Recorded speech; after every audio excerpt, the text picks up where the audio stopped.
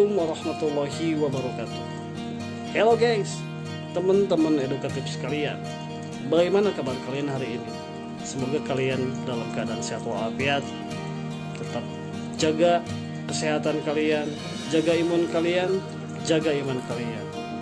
Oke. Pada kesempatan hari ini, izinkan saya berbagi sedikit tentang materi pembelajaran seni budaya tentang seni musik, khususnya mengapresiasikan karya seni musik dan segala sesuatu yang berkaitan dengan karya musik. Oke, setelah kalian melihat video ini, semoga kalian dapat mengidentifikasi fungsi dan latar belakang musik, menunjukkan nilai-nilai musikal dari hasil pengalaman musikal yang didapatkan melalui pertunjukan musik, baik itu di YouTube dan sebagainya. Dan yang paling penting, Bapak harap kalian bisa memainkan alat musik. Oke, kita mulai saja bahasan yang pertama, yaitu tentang latar belakang musik. Musik merupakan salah satu cabang seni yang menjadi kebutuhan hidup masyarakat. Keberadaan musik dalam kehidupan masyarakat tentunya tidak lepas dari berbagai macam fungsi yang ada dalam musik itu sendiri. Antara lain sebagai media ekspresi, ritual keagamaan, estetika, dan sebagai media hiburan bagi masyarakat atau orang yang mendengarkan karya musik itu sendiri. Musik merupakan hal yang dapat diekspresikan dengan kata-kata maupun jenis seni yang lainnya. Bahkan musik akan lebih mampu dan ekspresif untuk mengungkapkan perasaan dari bahasa baik lisan maupun tulisan. Mengapa demikian? Nah, menurut para filsuf disebabkan bentuk-bentuk perasaan manusia jauh lebih dekat atau sesuai dengan bentuk-bentuk musikal dari bentuk bahasa. Baiklah, pembahasan yang pertama yaitu tentang pengertian musik. Musik adalah karya seni bunyi dalam bentuk lagu atau komposisi musik yang mengungkapkan pikiran, perasaan penciptanya melalui unsur-unsur musik, yaitu irama, melodi, dan harmoni. Irama merupakan pengaturan bunyi dalam waktu. Irama merupakan pembagian kelompok ketukan dalam waktu, pada umumnya dengan aksen yang diulang-ulang secara teratur. Nah, mungkin teman-teman ada yang tahu tentang tempo. Nah, ini irama tidak bisa dipisahkan dengan tempo atau disebut juga birama. Yang kedua adalah nada atau melodi.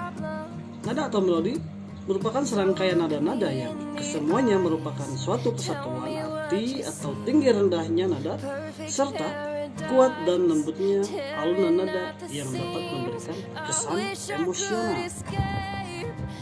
Sedangkan yang ketiga, harmoni adalah perpaduan dari beberapa nada yang dibunyikan secara serentak atau bersambung, berfungsi untuk mengiringi melodi supaya suara dan nada-nada yang dihasilkan lebih dinamis dan easy listening. Selanjutnya tentang fungsi musik, kita semua mungkin sependapat bahwa yang namanya fungsi musik itu adalah sebagai sarana media hiburan. Namun bukan hanya itu saja fungsi dari musik itu. Yang pertama, fungsi musik untuk mengungkapkan emosi. Bagi seseorang, musik dapat berperan menjadi salah satu media untuk mengungkapkan perasaan atau emosi, baik tulisan maupun lisan. Bahkan para peneliti mengemukakan bahwa mendengarkan musik dapat meningkatkan emosi seseorang. Mereka lebih ekspresif dan dapat mengutarakan pendapatnya. Itu sebagiannya.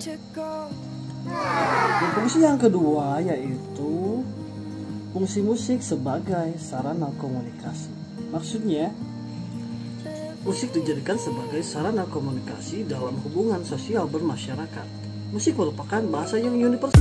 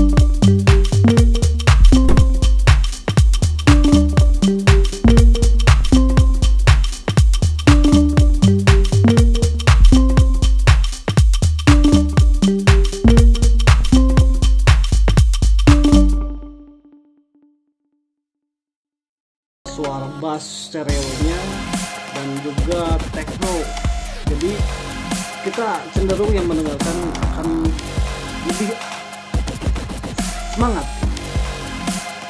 Dan fungsi yang kelima yaitu musik dapat meningkatkan konsentrasi. Para peneliti menjelaskan bahwa setiap jenis musik tertentu bisa meningkatkan emosi positif yang bisa menstimulasikan otak untuk meningkatkan konsentrasinya.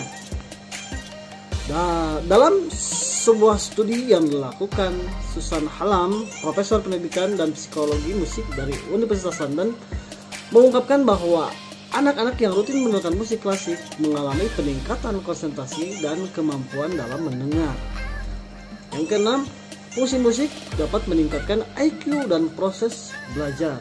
Nah, sebuah jurnal dan Nature yang berjudul Musical and Spatial Text Performance menjelaskan bahwa fungsi musik Mozart bisa membuat kecerdasan meningkat. Menurut hasil penelitian dari 3 peneliti yang bereksperimen dari University of California, Amerika Serikat juga menunjukkan hasil yang positif. Wow. Untuk fungsi yang ke-8 yaitu dapat meningkatkan produksi dopamin agar bahagia. Mendengarkan musik favorit ternyata dapat meningkatkan produksi hormon dopamin loh. Hormon ini berperan dalam pusat kenikmatan otak. Dengan meningkatnya kadar dopamin, moodmu juga jadi ikut meningkat.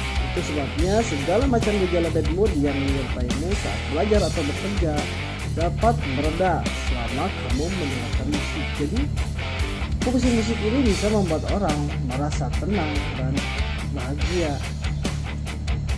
Yang ke-9, dengan mendengarkan musik akan mengurangi stres. Fungsi musik secara umum lainnya adalah dapat memperbaiki suasana hati. Para ilmuwan dari menurut para ilmuwan dari University of Missouri yang dipublikasikan dalam The Journal of Psychology mengungkapkan bahwa perbaikan mood dan penurunan tingkat stres terlihat setelah 2 minggu rutin mendengarkan musik. Fungsi yang ke-10 yaitu untuk meningkatkan daya tahan tubuh. Sebuah studi di Brunel University London Barat telah menunjukkan bahwa musik dapat membantu meningkatkan daya tahan tubuh sebesar 15%. meningkatkan semangat dan efisiensi energi sebesar 1-2%. Fungsi musik yang ke-11 yaitu sebagai simbol budaya. Dalam kehidupan masyarakat seperti masyarakat Indonesia yang memiliki berbagai macam unsur budaya, fungsi musik memiliki andil yang sangat besar dalam mewujudkan nilai-nilai tradisi dari kebudayaan tersebut. Asalnya, dalam beberapa upacara adat di negara kita di berbagai wilayah selalu menggunakan musik-musik sebagai pengiring sesuai dengan adat di daerah tersebut. Fungsi yang ke-12 yaitu sebagai salah satu alat pemersatu bangsa. Hal ini terlihat dari tiap-tiap negara yang memiliki lagu kebangsaan. Lagu kebangsaan tersebut dapat mewakili semangat kebangsaan, cita rasa estetik maupun budaya dari masing-masing negara. Isi dari lagu tersebut pada intinya adalah untuk membakar semangat kebangsaan bagi warga negara. Sebagai salah satu contoh, lagu Indonesia Raya yang diciptakan oleh Wage Rudolf Supratman.